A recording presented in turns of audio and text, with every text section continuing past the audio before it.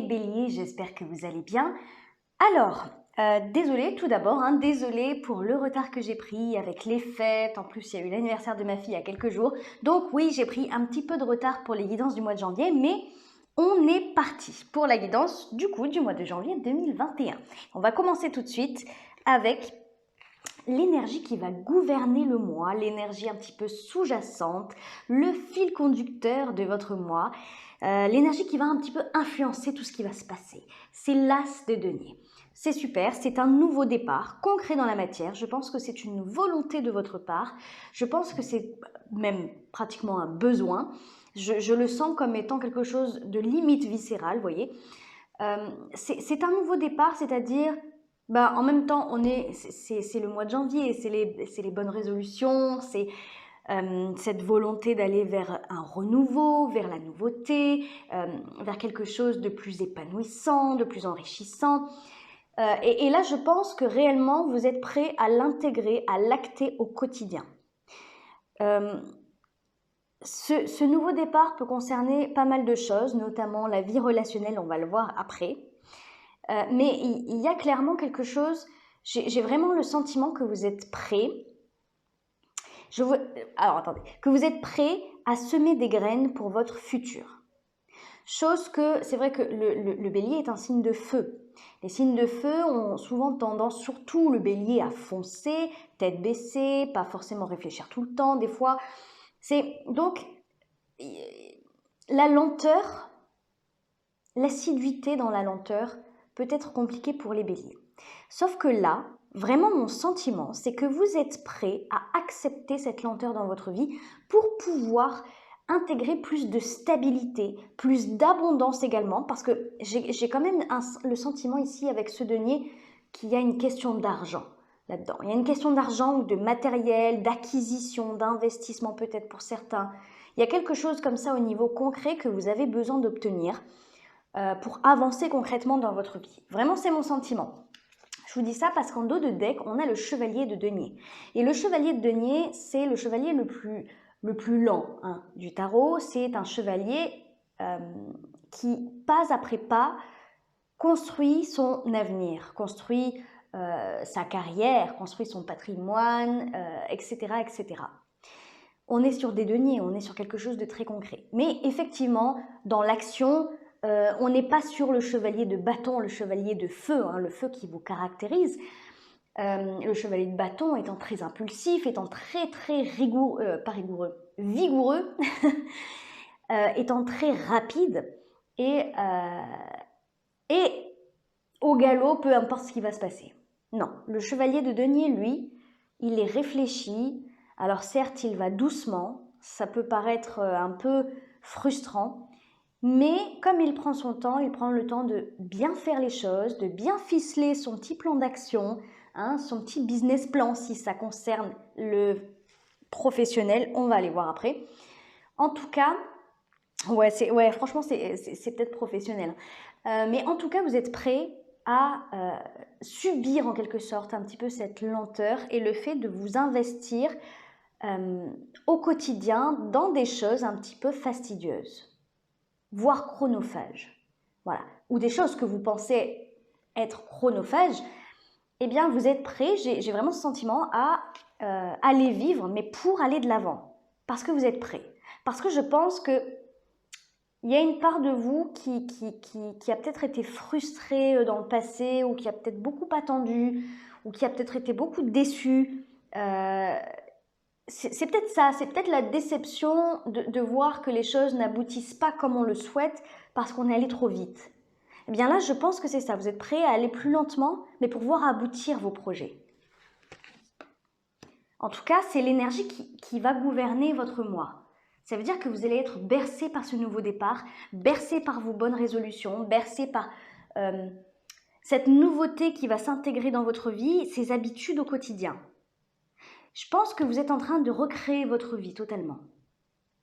Pour certains, pour la plupart d'entre vous même, je dirais. Vous êtes sur le point d'intégrer une toute nouvelle façon de vivre ou de voir les choses ou de travailler, de nouvelles habitudes, un nouveau quotidien. Il y a quelque chose, des actes concrets qui sont en train de changer dans votre vie. J'ai vraiment ce sentiment-là. Dans votre énergie à vous, on a la 2 de denier. Et ça, c'est intéressant parce qu'on a la 7 d'épée. Alors, la 2 de denier, c'est l'hésitation. C'est celui qui va jongler entre deux aspects, entre deux personnes, entre deux choses. Deux personnes, j'ai pas ce sentiment-là. Plus entre deux, peut-être deux versions de vous-même, voyez? Comment dire? Ce nouveau départ, ce sont des deniers aussi encore. Ce nouveau départ auquel vous aspirez et auquel la vie va vous pousser de toute façon. Je pense que vous êtes entre deux encore. Voyez, entre ce nouveau départ et entre l'ancienne version de vous-même qui peut-être était impulsive ou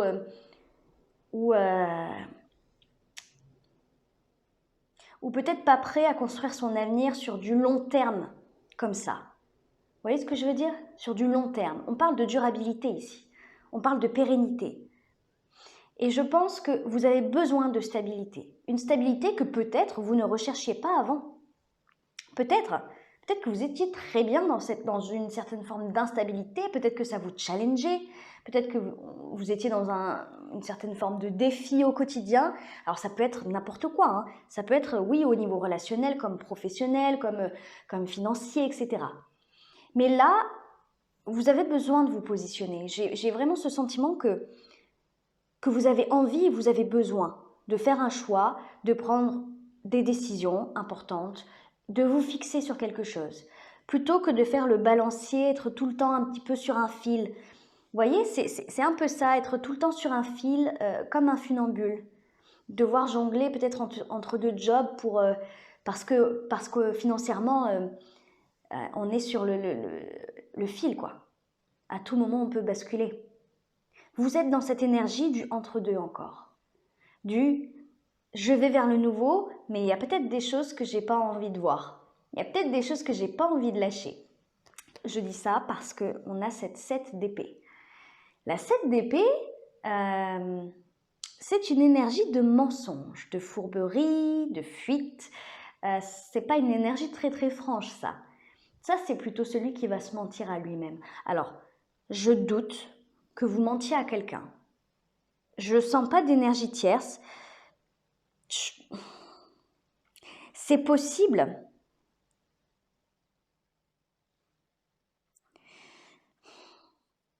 C'est possible. Si, c'est possible. Si, c'est possible mais j'ai pas ce sentiment que ça soit peut-être un mensonge, mais peut-être caché. Pour certains, ça va être très très intérieur. Pour d'autres, ça va être une personne en question, effectivement. Ouais, effectivement. Je vous dis ça parce qu'on a la 5 d'épée ici. C'est vrai qu'on parle d'ego, on a la lune ici. Bon, oui, pour certains, il est peut-être question effectivement d'hésiter à dire une vérité, à parler à quelqu'un par rapport à ce nouveau départ. Vraiment, là, il est question d'un nouveau départ et de se décider d'aller de l'avant. Alors pour certains, vous allez fuir. Peut-être une conversation, peut-être le fait de devoir prendre cette décision de nouveau départ. Soit vous allez fuir, soit vous allez tout simplement omettre, ou vous allez peut-être être sur la réserve. Vous voyez ce que je veux dire, être sur la réserve? Ne pas raconter à tout le monde que vous voulez faire ceci, cela, que vous voulez travailler là-dedans, ou que vous voulez investir, ou que... Vous voyez ce que je veux dire? Il y a encore, en fait, je pense que vous cherchez votre équilibre. C'est peut-être une certaine forme de protection. On se protège peut-être là avec la 7 d'épée parce que justement, on n'a pas envie d'agir avec impulsivité. Peut-être que vous n'avez pas envie de parler de vos projets à qui que ce soit parce que vous voulez le garder pour vous. C'est peut-être un projet qui vous tient à cœur. Justement, on le voit avec cette volonté de pérennité. Donc peut-être que vous n'avez pas envie d'être jugé ou voilà. Ou peut-être que vous n'avez pas envie d'être influencé dans votre choix également. Ça, c'est tout à fait possible. Je pense que vous cherchez votre équilibre et pour l'instant, vous restez discret. Voilà. Vous restez discret, même à des personnes qui sont très très proches de vous. J'ai le sentiment que vous allez tout garder pour vous. Même l'instabilité, vous allez la garder pour vous. C'est peut-être une forme de fierté, on va la retrouver ici.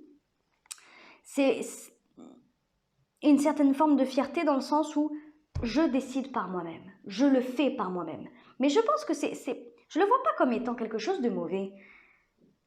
Parce que vous êtes en phase de renouveau, de renaissance limite. Pas franchement de renaissance, mais en tout cas vraiment d'un renouveau important.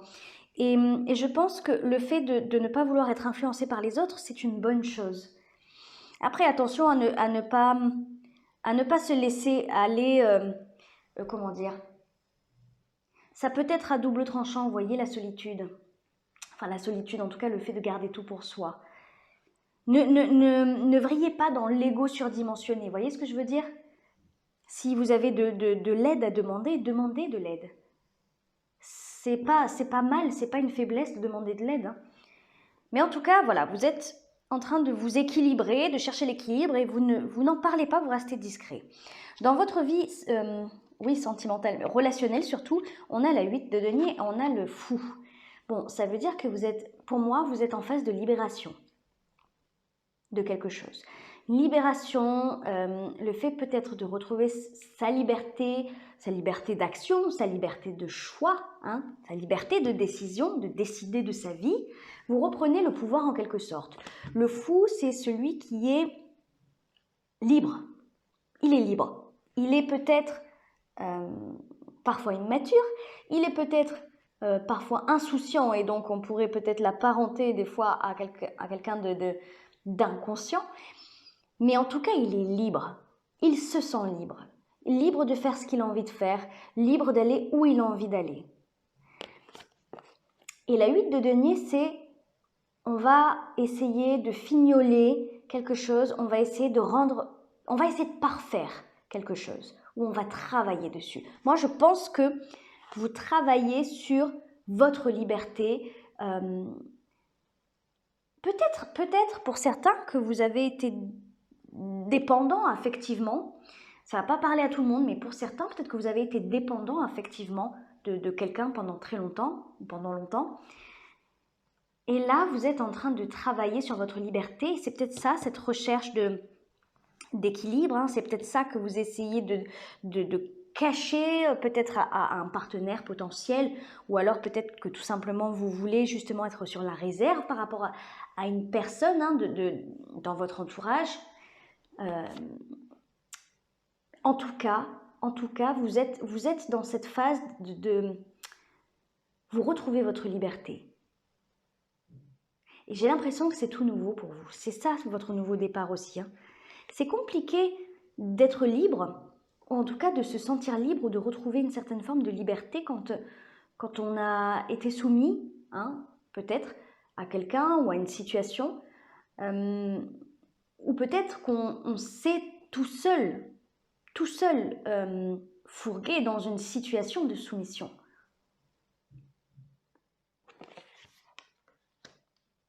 C'est peut-être ça, hein. Peut-être que vous-même vous étiez mis dans une relation, peu importe, un conjoint, un ami, quelqu'un de la famille, mais quelqu'un peut-être qui provoquait chez vous un besoin, une dépendance affective. Et là, je pense que vous travaillez sur ça. Vous travaillez sur ça, c'est très bien. C'est pour ça que vous avez besoin de garder pour vous des choses. Et peut-être que le fait de travailler sur ça, pour ceux qui ont rompu il n'y a pas longtemps, ou pour ceux qui se sont un peu éloignés d'amis ou de famille, ceux qui se reconnaissent là-dedans, vous travaillez effectivement sur cette liberté retrouvée, sur le fait d'être seul et de décider par vous-même, d'être indépendant. C'est vraiment l'indépendance que vous travaillez, l'autonomie.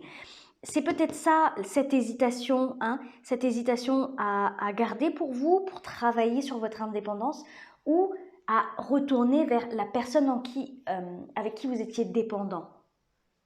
Peut-être ça. Dans votre vie professionnelle, on a la 10 de denier, on a la 5 d'épée. Pardon.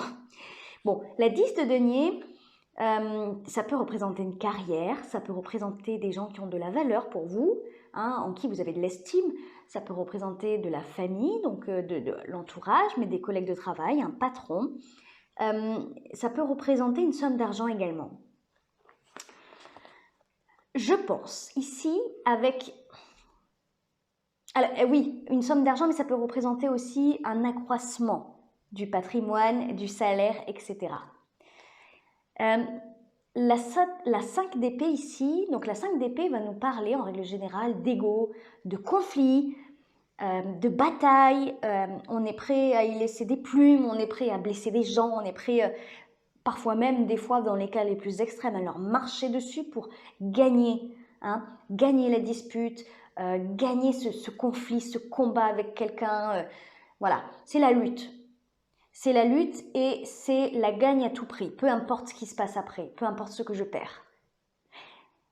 Là, clairement, je ne le vois pas négativement. En fait, je vois quelqu'un qui surtout l'énergie de quelqu'un qui se réveille et qui est prêt à se battre. Tant pis. Tant pis s'il faut faire des concessions. Tant pis si je vais blesser quelqu'un au passage. Tant pis si mes mots blessent quelqu'un.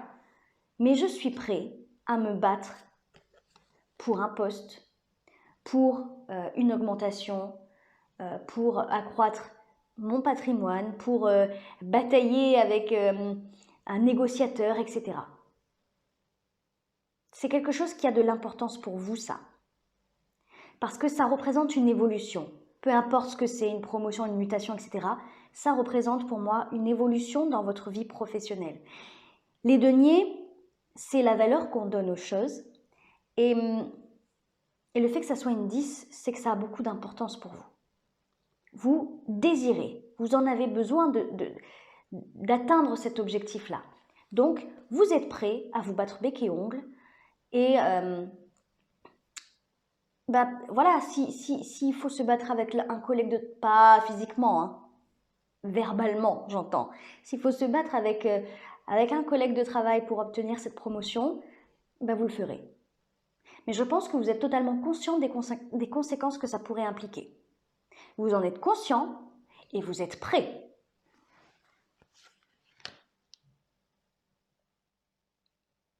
C'est bizarre parce que j'ai l'impression, pour certains, c'est comme si vous évinciez quelqu'un. C'est comme si vous étiez prêt, pour certains, pas pour tout le monde, mais j'ai cette idée qui me trotte là depuis tout à l'heure, comme si vous évinciez quelqu'un. Pour montrer pas que vous êtes que vous êtes le meilleur peut-être. Mais parce que vous avez quelque chose à y gagner. Et c'est important pour vous. Bon, écoutez, ce vers quoi vous allez, 3 de denier et la lune. Bon, la 3 de denier, c'est... je pense que vous allez vous calmer en fin de mois. Je pense qu'il y a... il y a un espèce de temps mort. Voilà, il y a un espèce de temps mort. Je pense surtout peut-être par rapport à ça. Un espèce de temps mort, en tout cas, par rapport au nouveau départ que vous voulez prendre, parce que vous vous rendez compte que vous avez besoin d'agir, de communiquer de façon constructive. C'est peut-être la communication ici, parce que, en fait, la 3 de denier, c'est la négociation, c'est la coopération surtout. Je pense que vous calmez les choses peut-être parce que vous vous dites que à plusieurs, peut-être que vous avancez plus loin. Ou en tout cas, vous vous rendez compte peut-être que soit vous avez besoin de parler, besoin d'aide. Ça, cette discrétion, ce renfermement peut-être sur soi, à la fin du mois de janvier, vous vous ouvrez davantage. Ça, c'est le fait de parler. Alors, ça peut être à un thérapeute, à quelqu'un, un professionnel. Ça peut être à quelqu'un de l'entourage également. Et la lune... Et la lune, ça va représenter la puissance et la profondeur de vos émotions. Je ne suis pas sûre qu'on me parle d'intuition là. Je pense qu'on me parle réellement d'émotions cachées.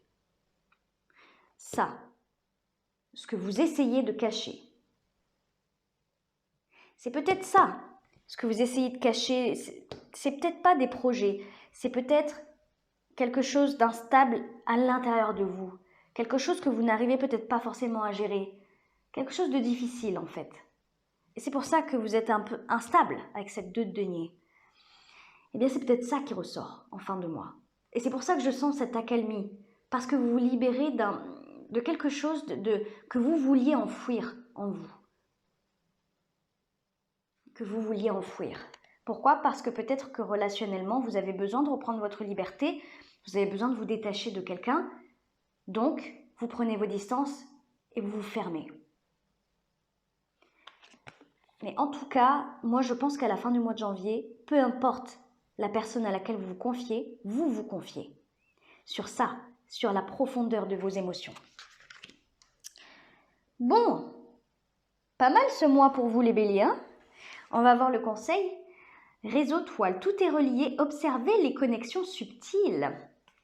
Bon, vous allez recevoir des synchronicités, des petits signes qui vont vous faire comprendre que tout est lié.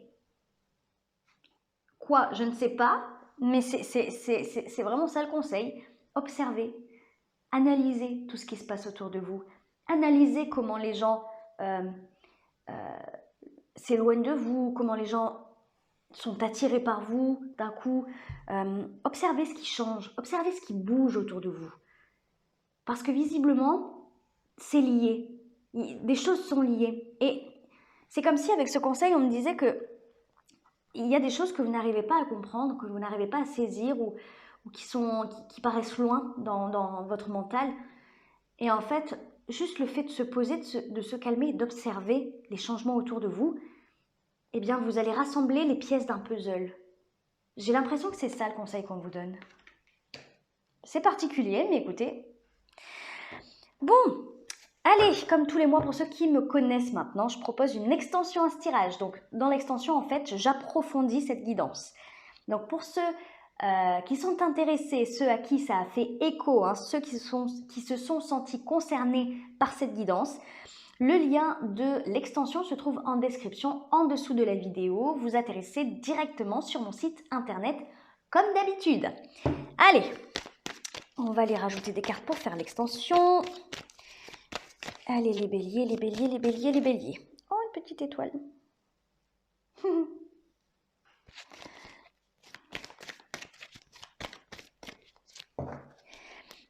Allez, avec l'as de denier pour les béliers. Oh, la 10 de denier. Vous avez, ouais, je pense que vous avez de l'ambition dans votre énergie. Ah oui, c'est de la retenue. C'est clairement de la retenue. La vie relationnelle.